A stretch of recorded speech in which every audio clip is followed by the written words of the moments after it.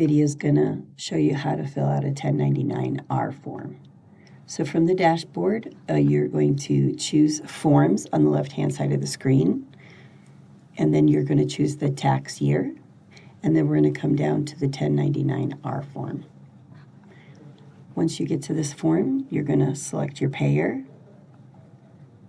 If you don't have a payer or you need to edit the payer, you could always click Add Payer or Edit Payer. This will take you to the payer screen where you can put your information in or change it.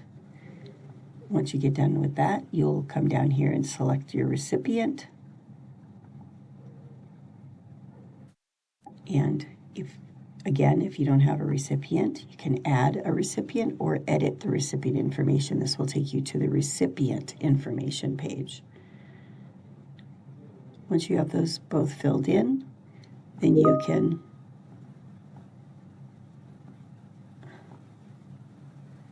come up here onto the right-hand side of the form, and you can fill in these boxes with the appropriate information.